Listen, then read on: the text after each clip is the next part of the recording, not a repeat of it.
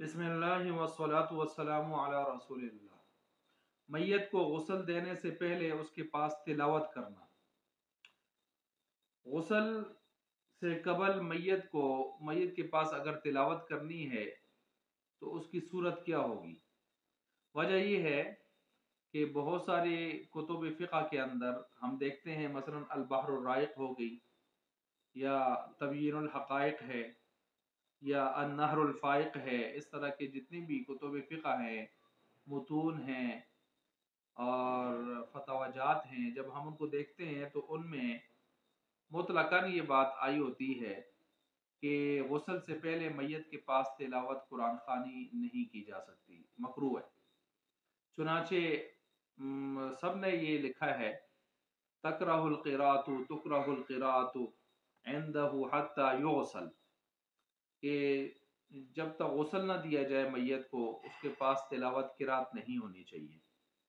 लेकिन जब हम फतावा शामिया को देखते हैं तो अल्लामा शामी ने यहाँ पर तहकीक फरमाई है। वो फरमाते हैं यहाँ पर कि कुल्तु वज़्ज़ाहिरु, इस लफ्ज़ से उन्होंने तशरीह की है। वो फरमाते हैं कि अगर गुस्ल देने से पहले आप मैयत को के पास तिलावत करना चाहते हैं तो शर्त ये है कि मैयत को मुकम्मल तौर पर कपड़े में ढांका हुआ हो।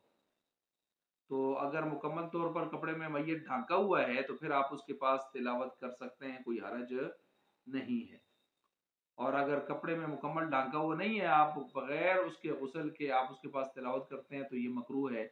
जिस तरह के आम फुक़हा यही फरमा रहे हैं, वो तो बिला किसी कैद के मकरूह कह रहे हैं गुस्ल देने से पहले उसके पास तिलावत को।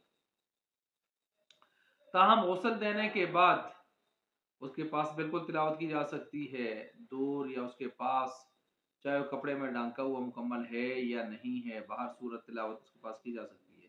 बाकी रह गया ज़िक्र व अज़कार का मसला, तो उसके बारे में कोई मसला नहीं है।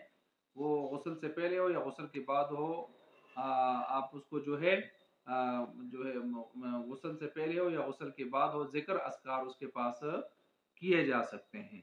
तो ये है मैयत को गुस्ल देने से पहले और गुस्ल देने के बाद उसके पास तिलावत या कुरान ख़ानी करने का मसला।